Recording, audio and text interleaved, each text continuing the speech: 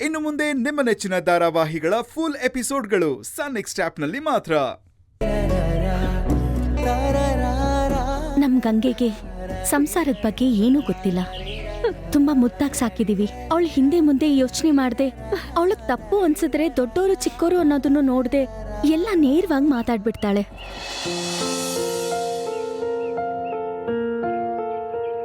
ಅವಳ ಮನ್ಸು ಮಗು ತರ, ಯಾವುದೇ ಕಲ್ಮಶ ಇಲ್ದೆ ಪರಿಶುದ್ಧವಾಗಿದೆ. ಒಳಗೊಂದು ಹೊರಗೊಂದು ಮಾತಾಡೋ ಗುಣ ಅವಳಿಗಿಲ್ಲ.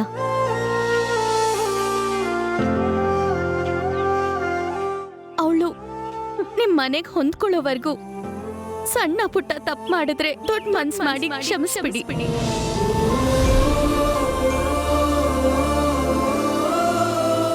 ನೀವೇ ಪ್ರೀತಿಯಿಂದ ತಿದ್ದಿ ಅವಳನ್ನ ಸರಿಪಡಿಸ್ಬೇಕು.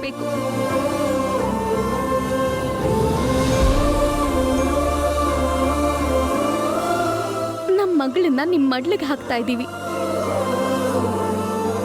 ಇನ್ ಮುಂದೆ ತಂದೆ ತಾಯಿಯಾಗಿ ನೀವೇ ಇರ್ಬೇಕು.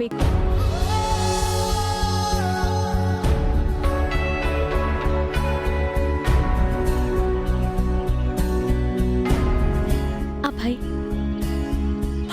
ಇಷ್ಟು ದೊಡ್ಡ ಶ್ರೀಮಂತರ ಮನೆ ಮಗ ಆಗಿದ್ರು ಅದನ್ನ ತೋರಿಸ್ಕೊಳ್ದೆ ನಮ್ ಚಿಕ್ಕ ಹಳ್ಳಿನಲ್ಲಿ ನಮ್ ಮನೆಯಲ್ಲಿ ಸಾಮಾನ್ಯರಂತೆ ಜೀವನ ಮಾಡಿದ್ಯಾ?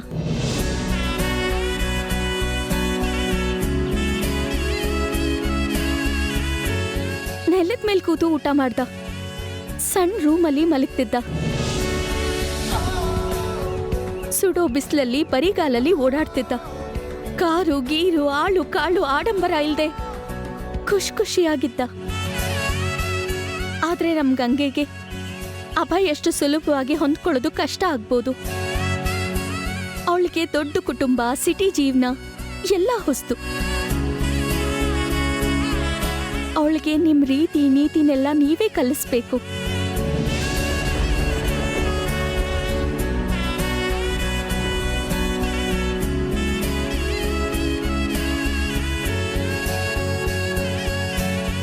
ವತ್ಸಲ, ಇದು ನೀನು ಒಬ್ಳ ಆತಂಕ ಅಲ್ಲಮ್ಮ. ಹೆಣ್ಮಕ್ಳಿಗೆ ಜನ್ಮ ಕೊಟ್ಟಿರೋ ಪ್ರತಿ ತಂದೆ ತಾಯಿಗೂ ಇದ್ದೇ ಇರತ್ತೆ. ಒಂದ್ ಹೆಣ್ಣು ತವ್ರ ಮನೆಯಲ್ಲಿ ಎಷ್ಟೇ ಹುಡುಗಾಟಿಕೆಯಿಂದ ಬೆಳೆದ್ರೂ ಅವಳ ಕುತ್ತಿಗೆಗೆ ತಾಳಿ ಬಿದ್ಮೇಲೆ ಆಕೆ ತಾನಾಗೆ ಬದ್ಲಾಗ್ತಾಳೆ.